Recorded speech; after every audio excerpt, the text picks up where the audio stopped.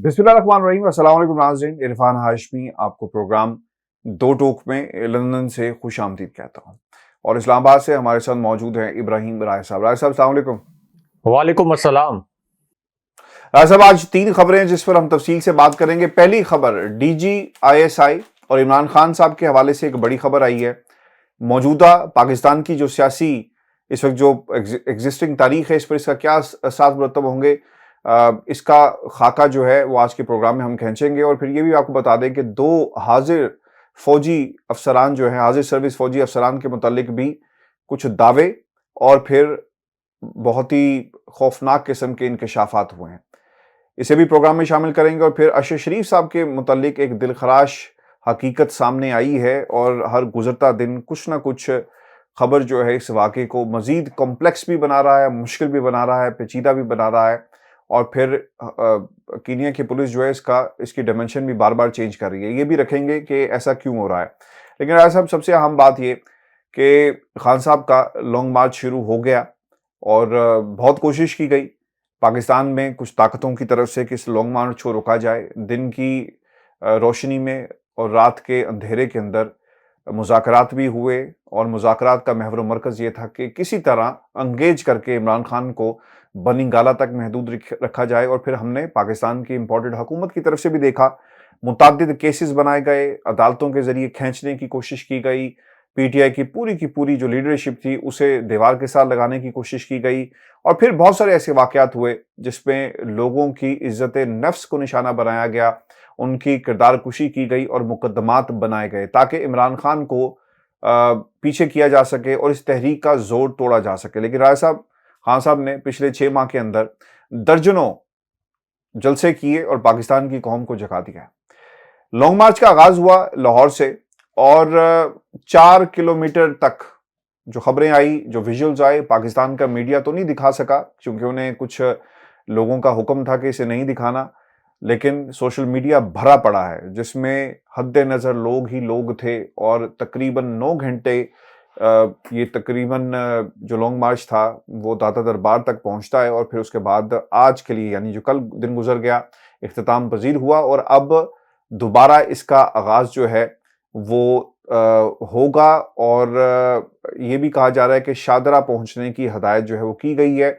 और व्यूअर्स को हम ये भी बताते चले, राय साहब, जो खान साहब ने आज बातें कही, खान साहब ये कहते हैं कि मेरा मार्च सियासत या इलेक्शन के लिए नहीं बल्कि कौम को आज़ाद मुल्क के तौर पर देखना चाहते हैं। इस मुल्क के फैसले लंदन या अमेरिका में नहीं हो सकते बल्कि इस मुल्क के फैसले पाकिस्तान में होने चाहिए। हम किसी और की जंग में शामिल ना हो और हमें कोई ये कहे कि रूस हमें सस्ता तेल दे सकता है मगर गुलाम पाकिस्तानी नहीं ले सकते, हमें वो गुलाम कहा गया है। मैं चाहता हूं कि मेरे पाकिस्तान के अवाम के साथ जुल्म या ज्यादती ना हो। कौम महंगाई में डूब रही है। 50 सालों की तारीख में सबसे ज्यादा महंगाई इस इंपोर्टेड हुकूमतें की 11 साल की करप्शन के केसेस माफ करवा रहे हैं और कौम देख रही है। अगर कोई समझता है कि कौम इन चोरों को कबूल कर लेगी तो ऐसा नहीं होगा। जब नाइंसाफी की बात करता हूं तो आजम सवाती का नाम लेने का दिल करता है। इसने 2 लोगों का नाम लेकर, क्यों कि इन लोगों ने आजम सवाती को गैर कानूनी तौर पर उठाया, फिर वो 2 नाम भी उन्होंने लिए हैं। जनरल बाजवा से कुछ सवालात उन्होंने किए, बिलावल भुट्टो से भी कुछ सवालात किए और फिर उन्होंने ISI के जो DG है उनसे भी कुछ सवालात किए हैं। और फिर पूरी दुनिया में पाकिस्तान कहाँ पे खड़ा है इसका भी हवाला उन्होंने दिया। ये भी कहते हैं कि इस तरह के फैसले जो पिछले 6 माह में लिए, इससे पाकिस्तान का वकार खराब हुआ। और ये जो सियासत का अमल दखल है राय साहब, ये बड़ा ही एक ऐसी बात है जो पाकिस्तान की फौज बार बार आकर कह रही है कि हमारा सियासत से कोई ताल्लुक नहीं है लेकिन हमें कुछ और नजर आता है। खान साहब का सिर्फ एक मुतालबा है और मुतालबा वो ये है कि इस मुल्क के अंदर फ्री एंड फेयर इलेक्शन करवाए जाएं। और यही मुतालबा बार बार किया जा रहा है। जो एजेंडा रखा गया वो एक निकात के ऊपर था कि फ्री एंड फेयर इलेक्शन करवाएं। ये मुतालबा नहीं किया जा रहा है कि इस इंपॉर्टेंट हुकूमत को गिरा कर इमरान खान की हुकूमत को रिस्टोर किया जाए। फ्री एंड फेयर इलेक्शन की बात जो है वो हो रही है। राज साहब, पहले तो ये बताएं, जो इम्पैक्ट क्रिएट करना था, क्या ये इम्पैक्ट क्रिएट हो सका और लोगों ने وابستگی کا اظہار کیا لانگ مارچ میں شرکت کر کے، اور اس وقت حکومت کیا سوچ رہی ہے؟ ان کی بھی کانپیں ٹانگ رہی ہیں، کیا ہو رہا ہے؟ ہاشمی صاحب، اصل خبر تو آپ نے بتائی نہیں۔ جو آج کی سب سے بڑی خبر ہے وہ خبر تو یہ ہے کہ عمران خان صاحب نے لانگ مارچ کا جو پہلا خطاب کیا D G I S I اور D G I S P R کی پریس کانفرنس کے بعد، اس میں عمران خان صاحب نے یہ الفاظ استعمال کیے کہ ڈی جی آئی ایس آئی کان کھول کر سن لو۔ یہ عمران خان صاحب نے الفاظ استعمال کیے۔ پھر خان صاحب نے کہا کہ آپ کی جو پریس کانفرنس تھی یہ ایک سیاسی پریس کانفرنس تھی۔ آپ کہتے ہیں کہ ہم سیاست میں نہیں پڑھنا چاہتے اور ہمارا سیاست سے کوئی تعلق نہیں ہے، لیکن یہ اس قسم کی پریس کانفرنس تھی جس قسم کی پریس کانفرنس ہمارے اپوزیشن کے جو لوگ ہیں وہ کرتے ہیں۔ اس کے بعد خان صاحب نے کہا کہ میرے پاس بہت سے راز ہیں، میں ان تمام نکات کے، یعنی جو D G I S P R اور D G I S I نے اٹھائے، میں ان کے جوابات دے سکتا ہوں، لیکن مجھے اپنے ادارے، مجھے اپنی فوج اور مجھے اپنے ملک کی فکر ہے۔ میں میاں نواز شریف نہیں ہوں جو لندن میں جا کر یا بیرون ملک جا کر اپنی فوج کے خلاف کوئی کیمپین کرے۔ میں کوئی آصف علی زرداری نہیں ہوں جنہوں نے امریکہ کے اخباروں میں پاک آرمی کے خلاف اشتہارات لگوائے تھے۔ آپ کو یاد ہے نا کہ امریکہ کے اخبارات میں کس طرح سے پاک فوج کے خلاف اشتہارات لگوائے گئے تھے آصف علی زرداری کی جانب سے۔ تو خان صاحب نے کہا کہ میں اپنے ادارے کو مضبوط دیکھنا چاہتا ہوں، میرے پاس جوابات تو بہت ہیں اور میرے سینے میں راز بھی بہت ہیں۔ اگر 2-3 نکات D G I S P R اور D G I S I نے اٹھائے ہیں تو میں اس کے اوپر 200 نکات جو ہیں وہ بیان کر سکتا ہوں، لیکن میں کبھی بھی نہیں چاہتا کہ میرے الفاظ سے میری فوج کو نقصان پہنچے، کیونکہ مجھے پتا ہے کہ میری فوج میرے ملک کی سلامتی کی ضامن ہے۔ تو یہ ہاشمی صاحب آج کی ایک بڑی خبر تھی، اور جس ٹون میں پھر عمران خان صاحب نے بات کی، یہ اسی وجہ سے کلپ جو ہے اس وقت یہ وائرل بھی ہے، کیونکہ اس سے پہلے کبھی بھی اس طرح سے کوئی بات نہیں کی گئی۔ اچھا، دوسرا، اب جو میری بات ہوئی لاہور میں کچھ رپورٹرز کے ساتھ، جو آپ نے پوچھا کہ کیا ایکسپیکٹیشنز کے مطابق لوگ نکلے یا نہیں نکلے۔ اب ہاشمی صاحب، میں نے 5-6 رپورٹرز کے ساتھ رابطہ کیا، جو 5-6 سینئر صحافی ہیں جو گراؤنڈ کے اوپر اس لانگ مارچ کو کور کر رہے تھے۔ اگرچہ پیمرا نے تو یہ ڈائریکٹیوز دے دیے کہ اس لانگ مارچ کو کور نہ کیا جائے، لیکن ہاشمی صاحب یہ 5-6 جو صحافی ہیں یہ ایسے چینلز میں بھی ہیں جن کی پالیسیز اس وقت مکمل طور پر عمران خان صاحب کے خلاف ہیں۔ جس طرح سے اسلام آباد میں کوئی ایونٹ ہوتا ہے تو لاہور یا کراچی کے صحافی ہم سے رابطہ کر کے ہم سے خبر لیتے ہیں، اسی طرح بہترین طریقہ یہ ہوتا ہے کہ جو گراؤنڈ کے اوپر لوگ ہوں آپ ان سے رابطہ کریں اور ان سے پوچھیں کہ اس وقت جو ایونٹ ہو رہا ہے وہ کس قسم کا ہے۔ اب ہاشمی صاحب، یہ جو 5-6 صحافی ہیں ان سب نے کہا کہ میسیو کراؤڈ تھا، اور پہلے دن یہ امید نہیں تھی، کیونکہ پہلے دن تو اس نے اسلام آباد نہیں جانا تھا اس کراؤڈ نے، تو پہلے دن یہ امید نہیں تھی کہ اتنا بڑا مومنٹم بنے گا۔ خاص طور پر D G I S P R اور D G I S I کی جو پریس کانفرنس تھی اس کے بعد کچھ لوگوں کا خیال تھا، خاص طور پر یہ امپورٹڈ حکومت کا، کہ شاید عمران خان صاحب کے لانگ مارچ کا کوئی ٹیمپو ٹوٹ جائے گا، شاید کوئی لوگ خوف و ہراس کا شکار بھی ہو جائیں گے۔ لیکن بہت بڑا کراؤڈ، یہ 5 جو صحافی ہیں ان کا یہ کہنا تھا کہ بہت بڑا کراؤڈ جو ہے وہ نکلا ہے لاہور میں، اور اس معاملے پر تحریک انصاف کے جو کارکن تھے، یعنی ایک تو لا تعلق سا کراؤڈ ہوتا ہے، یہ بڑا پرجوش کراؤڈ بھی تھا، یعنی مسلسل نعرہ بازی ہو رہی تھی وہاں پہ، مسلسل یہ کراؤڈ عمران خان صاحب کے کنٹینر کے ساتھ اور دیگر گاڑیوں کے ساتھ چلتا رہا۔ تو اس کا مطلب یہ ہے کہ جس قسم کا مومنٹم لاہور سے عمران خان صاحب اچیو کرنا چاہتے تھے اس لانگ مارچ کے لیے، وہ تو اچیو کر لیا گیا ہے۔ اب ہاشمی صاحب، چونکہ یہ فیز وائز آنا ہے اسلام آباد میں، تو یہ لانگ مارچ کتنا کامیاب ہے اور اس کے اندر کتنا بڑا کراؤڈ ہے، اس کا اندازہ آپ اس بات سے لگا لیں کہ خوف اتنا خوف ہے کہ چینلز کو ہدایات کی گئی کہ عمران خان کے اس لانگ مارچ کی کوریج نہیں کرنی۔ 2-3 جگہوں سے یہ بھی کہا گیا کہ رپورٹرز کو یہ کہا گیا کہ آپ نے اپنے الفاظ میں محتاط رہنا ہے, کہیں بھی یہ الفاظ نہیں استعمال کرنے کہ یہاں پر کوئی بہت بڑا کراؤڈ موجود ہے اور لوگ بڑے پرجوش ہیں. لیکن ہاشمی صاحب, یہ ٹیکنالوجی کا زمانہ ہے, ٹیکنالوجی کے سامنے کوئی قوت نہیں کھڑی ہو سکتی.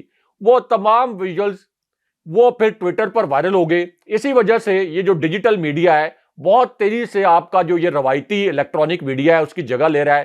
فیس بک پر یہ ساری فوٹیجز وائرل ہو گئی جن میں دیکھا جا سکتا ہے کہ کتنی بڑی تعداد میں لوگ جو ہیں وہ اس لانگ مارچ میں نکلے. تو ایک تو پیمرا سے اس کی جو کوریج بین کروائی گئی, یہی اس بات کا ثبوت ہے کہ یہ ایک بہت بڑا لانگ مارچ تھا. دوسرا ہاشمی صاحب, 4 پریس کانفرنسز ہوئیں, چار پریس کانفرنسز ہوئیں.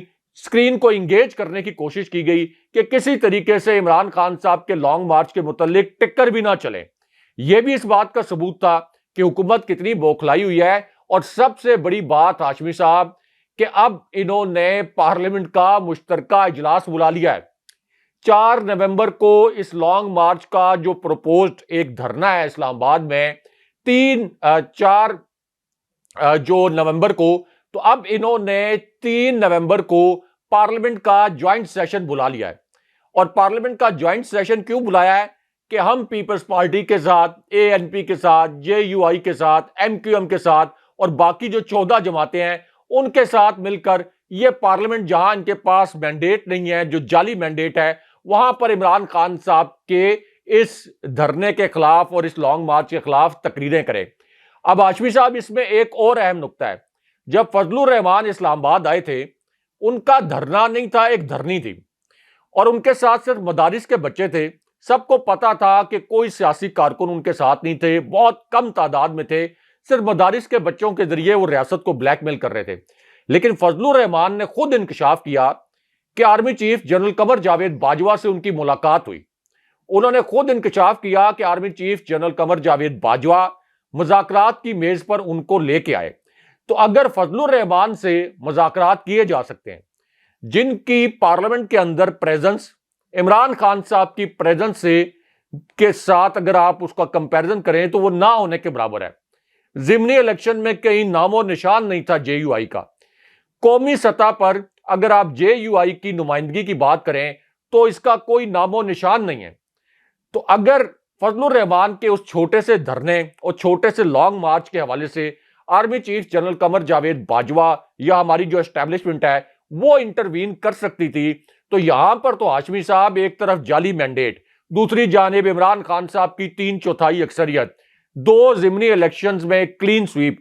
تو اس کے باوجود اگر یہ چاہتے ہیں, یعنی یہ امپورٹڈ حکومت تو چاہتی ہے کہ بے شک کوئی خون ریزی کی صورتحال پیدا ہوتی ہے, ہمیں قتل و غارت بھی کرنی پڑتی ہے, تو ہم اپنے اقتدار سے, اس جعلی مینڈیٹ والے اقتدار سے چمٹے رہیں.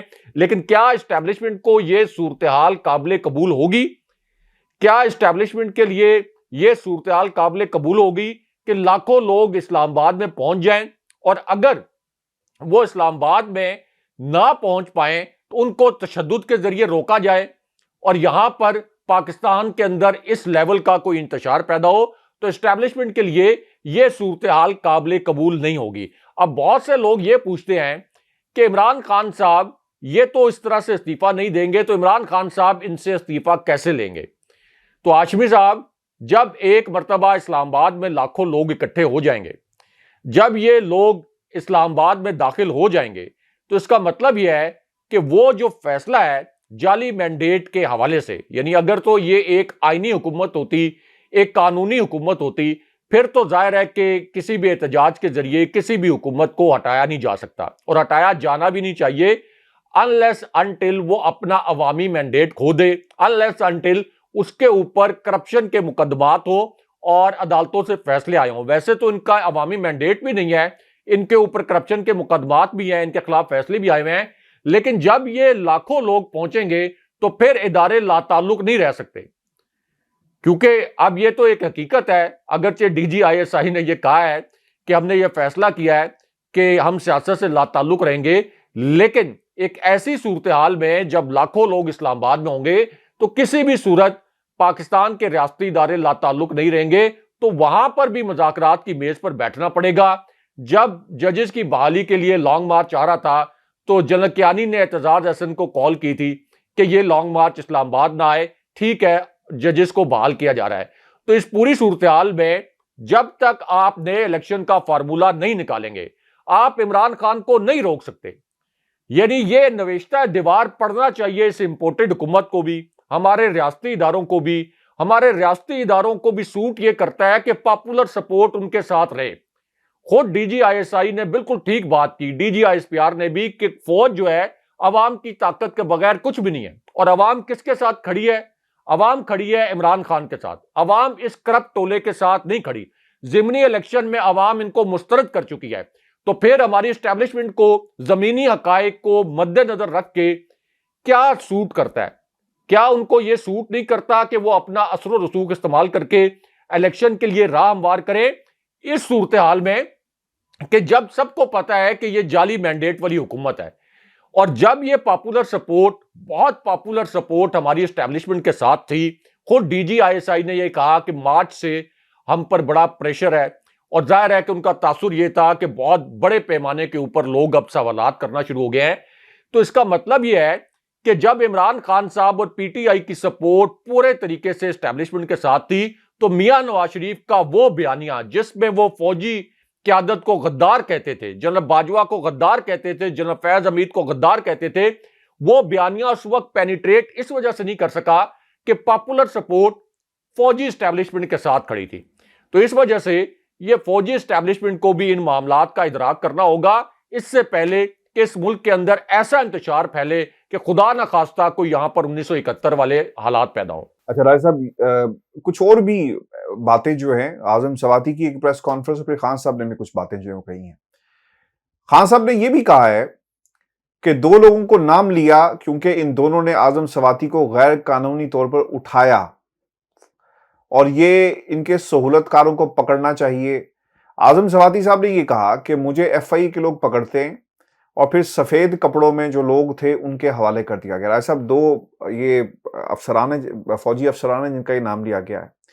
اچھا, اب ایک اور بھی بات یہ ہوئی, خان صاحب نے یہ بات کہی ہے کہ جنرل باجوہ میں آپ سے پوچھتا ہوں, بلاول بھٹو نے کراچی میں آئی ایس آئی کے سیکٹر کمانڈر نے کوئی زیادتی کی اور اس کی شکایت پر اس کو ہٹا دیا گیا, ایسا ہوا؟ آپ کو یاد ہوگا کہ کیسے دروازے توڑے گئے اور یہ کہا گیا تھا کہ مریم تو ہماری مہمان تھی, اور یہ سب کچھ کیوں ہوا؟ ساری دنیا نے اخباروں میں لکھا کہ پاکستانی سینیٹرز کو اٹھا کر تشدد کیا گیا, پوری دنیا میں فوج کی بدنامی ہوئی. اس طرح فیصلے سے پاکستان کا وقار خراب ہوتا ہے.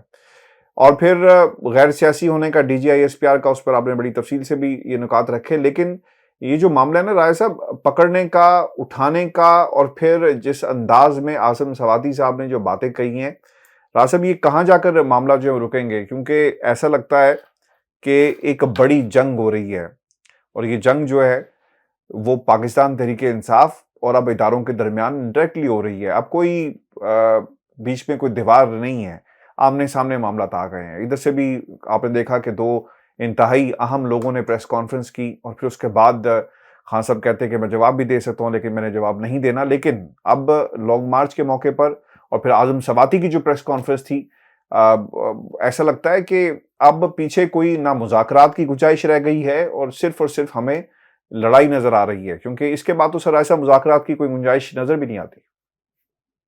دیکھیں ہاشمی صاحب, یہ کتنی تکلیف دہ بات ہے کہ اعظم سواتی ایک حاضر سروس میجر جنرل اور ایک حاضر سروس بریگیڈیئر کے متعلق یہ کہہ رہے ہیں کہ مجھے ان کے اشارے پر مجھے برہنہ کیا گیا. اب ہاشمی صاحب, یہ جو معاملہ ہے اس پر D G I S P R کو خود سامنے آنا چاہیے. رانا ثناء اللہ, یہ تو army chief general Qamar Javed Bajwa اور اے این ایف جو پاک فوج کا ذیلی ادارہ ہے, جب ان کو گرفتار کیا گیا تھا تو انہوں نے بڑے ہی سنگین ترین الزامات لگائے تھے اس وقت, اگرچہ اس کے کوئی شواہد انہوں نے پیش نہیں کیے تھے. لیکن اب چونکہ اعظم سواتی نے یہ کیمروں کے سامنے بات کی ہے, اور سب کو پتا ہے کہ اعظم سواتی ظاہر ہے کہ سینیٹر بھی ہیں, ایک بزرگ بھی ہیں, تو اس معاملے کی وضاحت اس لیے آنی چاہیے کہ کوئی بھی نہیں چاہتا, کوئی بھی اس بات پہ یقین نہیں کرنا چاہتا. یعنی یہ اتنا ایک تکلیف دہ قسم کی حقیقت ہے یا اتنا تکلیف دہ قسم کا دعویٰ ہے کہ کس طریقے سے ہمارے جو حاضر سروس فوجی افسران ہیں ان کے متعلق اس طرح کی چیزیں آن سکرین سامنے آ رہی ہیں. تو اس سے آپ یہ دیکھیں کہ کس کو فائدہ ہوگا. हमारे फौज के दुश्मनों को फायदा होगा। मैंने देखा कि आजम सवाती का ये जो स्टेटमेंट था ये फिर इंडिया के मीडिया पर भी हेडलाइन में चला, लेकिन इसमें आजम सवाती का तो कसूर नहीं है। यानी अगर आजम सवाती ने एक गलत इल्जाम लगाया है तो आजम सवाती के खिलाफ हंगामी तौर पर आप कानूनी कार्रवाई करें, आप किसी अदालत में चले जाएं, एक मुकदमा दर्ज करवाएं। लेकिन अगर आजम सवाती का यह बयान ठीक है तो फिर इसका मतलब यह है कि डीजी आईएसपीआर को या army chief general Qamar Javed Bajwa को खुद इस पूरे मामले का नोटिस लेना चाहिए, या अगर यह बयान गलत है और यह इल्जाम गलत है तो फिर डीजी आईएसपीआर की जानिब से इसकी वजाहत आनी चाहिए, चाहे वो खबर की सूरत में आए, चाहे वो ट्वीट की सूरत में आए, चाहे वो प्रेस कॉन्फ्रेंस की सूरत में आए। क्योंकि हाशमी साहब, ये जो खबर है इसकी रीच इस तरह से बढ़ गई कि बाद में इमरान खान साहब ने भी, जो आजम सवाती ने प्रेस कॉन्फ्रेंस की थी, इमरान खान साहब ने भी यही दो नाम जो हैं वो अपने खिताब के अंदर भी लिए। अब इस पूरी सूरत हाल में जाहिर है कि इमरान खान पाकिस्तान के सबसे पॉपुलर लीडर हैं, तो उनका खिताब बहुत सी जगहों पे मॉनिटर भी होता है। तो इसका मतलब यह है कि पाक फौज के हवाले से बहुत ही एक आप कह लें कि नामुनासिब सूरत हाल जो है ये पैदा हुई है। और ये क्यों पैदा हुई है, इसका बेनिफिशियरी कौन है? इसके एक बेनिफिशियरी तो ये इंपोर्टेड हुकूमत है जो पाक फौज के कंधे पर रखकर बंदूक भी चलाती है। दूसरा, ये इंश्योर करना चाहिए कि पाक फौज के किसी भी इकदाम से इस सियासी हुकूमत को फायदा ना हो, या ये सियासी फायदा हुकूमत उठाने की कोशिश ना करे। और अगर ये कुछ सियासी फायदा उठाने की कोशिश करते हैं तो फिर इनको शटअप कॉल भी दी जानी चाहिए। यानी ये बहुत से पाकिस्तानियों के लिए बहुत तकलीफ दे है कि आपके हाजिर सर्विस फौजी अफसरान का नाम इस तरह से कैमरों के सामने आए, और वो इस वजह से आए कि एक सेनेटर ये कहे कि मुझे इन फौजी अफसरान ने बराना किया है। तो इस मामले की एक तो तहकीकात होनी चाहिए और आला तरीन सतह पर इसकी तहकीकात होनी चाहिए। डीजी आईएसपीआर को इसके ऊपर सामने भी आना चाहिए, वजाहत भी देनी चाहिए। डीजी आईएसपीआर ने इससे पहले प्रेस कॉन्फ्रेंस भी की थी, डीजी आईएसआई ने भी की थी, क्योंकि बहुत से लोग ये सवाल उठा रहे हैं कि अगर डीजी आईएसपीआर ने एक दिन पहले प्रेस कॉन्फ्रेंस की थी तो एक प्रेस रिलीज जारी करके आजम सवाती के इस दावे को या इस इल्जाम को झुटलाया भी जा सकता है। लेकिन बहरहाल ये जो इमरान खान बार बार बात करते हैं कि अगर इस तरह के इकदाम किए जाएंगे तो इससे फौज को नुकसान पहुंचेगा। सब जानते हैं पाकिस्तान के अंदर पीटीआई के सपोर्टर्स हों या आम लोग हों, उन सब का मानना है कि पाकिस्तान की फौज का मजबूत रहना, मुस्तहकम रहना, मुत्तहिद रहना पाकिस्तान की सलामती के लिए बहुत जरूरी है। लेकिन इस तरह के जो वाकयात हैं ये फिर बड़े शुकूक व शुबात पैदा करते हैं, और इन्हीं वाकयात की वजह से फिर बड़े सवालात भी उठते हैं, और फिर ये सवालात जो हैं वो फौज से, फौजी क़यादत से और डीजी आईएसपीआर से किए भी जाते हैं।